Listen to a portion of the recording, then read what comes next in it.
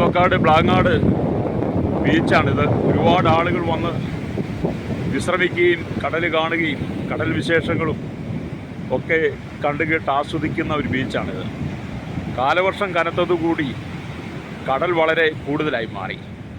കടൽ ക്ഷോഭിക്കുക എന്നൊക്കെ പറഞ്ഞതുപോലെ വലിയ തിരമാലകളാണ്. ഒരു മനുഷ്യനേക്കാൾ ഉയരത്തിലാണ് തിരമാലകളൊക്കെ അടിച്ചുയരുന്നത്. അത് മുമ്പ് കരയായിരുന്നിടമെല്ലാം ഇപ്പോൾ വെള്ളം വന്ന് കയറിയിട്ട് കരയെല്ലാം കാണാതെയായി. ഉണ്ടായിരുന്ന കടകളൊക്കെ നാമാവിശേഷമായി. ഇപ്പോൾ ആർക്കും അങ്ങോട്ട് ഇറങ്ങാൻ പറ്റത്തില്ല. ഭയങ്കര നിയന്ത്രണമാണ്. അപകടങ്ങൾ കൂടുതലാണ്. എങ്കിലും ഈ ദേശത്തുള്ളവരൊക്കെ ഇറങ്ങുകയും ഓരോ സാധനങ്ങൾ തപ്പിപ്പെറുക്കുന്നുണ്ട്.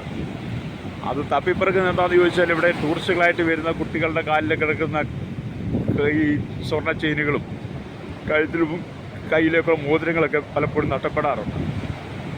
അങ്ങനെ അത് കിട്ടാറില്ല. ഇങ്ങനെയുള്ള കടൽ ഷോപ്പൊക്കെ വരുമ്പോൾ അങ്ങനെ കിടക്കുന്ന സാധനം കരയിലേക്ക് അടിച്ചുകൊണ്ട് കയറ്റിയിടും. അപ്പോൾ ആൾക്കാർ ഇറങ്ങി അത് പിറക്കാൻ തുടങ്ങും. അങ്ങനെ പലർക്കും സ്വർണം കിട്ടുന്നുണ്ട്, പൈസകൾ കിട്ടും, പേഴ്സുകളൊക്കെ കിട്ടും. അങ്ങനെ പലർക്കും പലത് കിട്ടാറുണ്ട്. എങ്കിലും അത് വളരെ സൂക്ഷിച്ച് വേണം ചെയ്യാൻ. കോസ്റ്റ് ഗാർഡിൻ്റെയും പോലീസിൻ്റെയും നാട്ടുകാരുടെയൊക്കെ ശക്തമായ ഇടപെടലുള്ളതുകൊണ്ട് ആരെയും കടലിലേക്ക് ഇറക്കത്തില്ല. ഇറക്കാത്തതിൻ്റെ കാരണം അപകടം ഏത് സമയത്തും വരെ എത്ര പെട്ടെന്നാണ് വെള്ളം അടിച്ചു കയറി വരുന്നത്.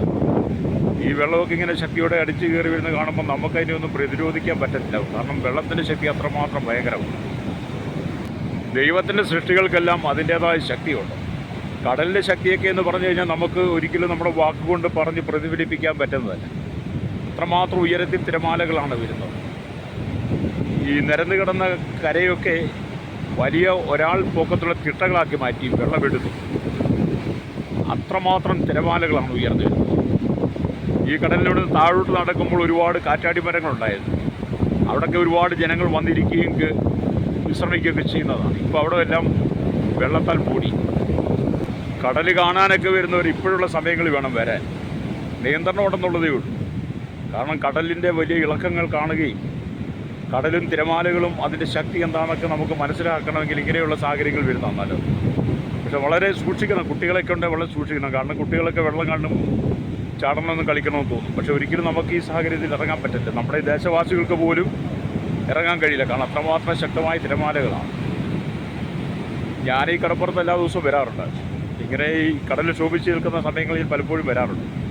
അപ്പോൾ എന്തിനാണെന്ന് ചോദിച്ചത് കാണാൻ വേണ്ടിയാണ്.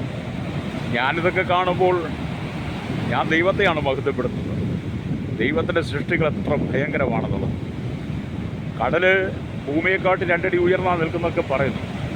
എങ്കിൽ പോലും കരയിലേക്ക് കടന്നുകൂടാത്ത നിലയിൽ മണൽ കൊണ്ട് അതിലിട്ട് എല്ലാത്തിനും തടയായിട്ട് നിർത്തിയിരിക്കുന്ന ദൈവത്തിൻ്റെ വലിയ ജ്ഞാനത്തെക്കുറിച്ച് നമ്മൾ ഓർത്തു വയ്ക്കുക.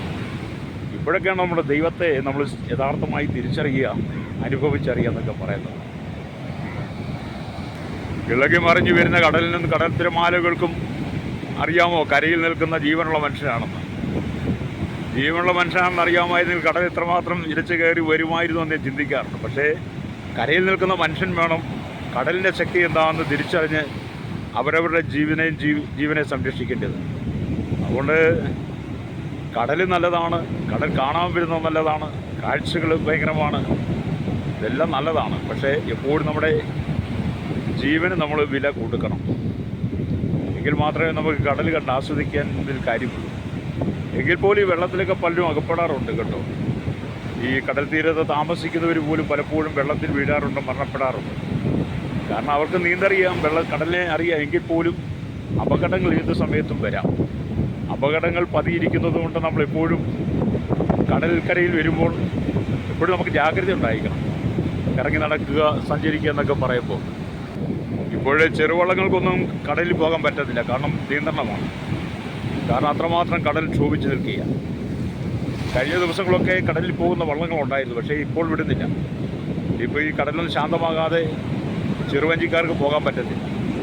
അങ്ങനെയൊക്കെയുള്ള ചില പ്രശ്നങ്ങളുണ്ട്. എന്താണെങ്കിലും നമ്മുടെ ദൈവത്തിൻ്റെ സൃഷ്ടിയെക്കുറിച്ച് നിങ്ങൾ ചിന്തിച്ചു നോക്കിയാണ്ട് ഈ കാഴ്ച കാണുമ്പോൾ കടലിൽ ശോഭിച്ചതുകൊണ്ട് കടൽക്കരയിൽ ഒരുപാട് കച്ചവടങ്ങളുണ്ടായിരുന്നു. അങ്ങനെ അവരുടെ കച്ചവട കടകളെല്ലാം, തട്ടുകടകൾ, അതെല്ലാം വെള്ളം എടുത്തു. മീൻ കച്ചവടം ചെയ്യുന്ന ഒരുപാട് സ്ഥലമാണ്. അതൊക്കെ നഷ്ടപ്പെട്ടു. ഇന്നിപ്പം ബിസിനസ്സുകളൊന്നുമില്ല, വരുന്നവർക്കൊന്നും വാങ്ങാനും എടുക്കാനും ഒന്നുമില്ല. എന്നാലും ചെറിയ ചെറിയ കടകൾ മാത്രമുണ്ട്, അതൊക്കെയുള്ളൂ. അല്ലെങ്കിൽ ഇഷ്ടംപോലെ ബിസിനസ് നടക്കുന്ന ഒരു സ്ഥലം കൂടെയായിരുന്നു. പിന്നെ 2-3 ദിവസം കഴിയുമ്പോൾ കടൽ ശാന്തമായി കഴിയുമ്പോൾ എല്ലാം പഴയതുപോലെ ആവും. കാരണം നമ്മുടെ ദൈവത്തിൻ്റെ പ്രവൃത്തി ഓർത്ത് ഞാനങ്ങ് ദൈവത്തെ സ്തുതിക്കുക. ദൈവത്ര ഭയങ്കരമായിട്ടാണ് ഓരോന്നിനെ സൃഷ്ടിച്ചിരിക്കുന്നത് ഓർത്ത് ദൈവത്തിന് നന്ദി പറഞ്ഞ് നമുക്ക് ദൈവത്തെ സ്തുതിക്കാൻ കഴിയട്ടെ.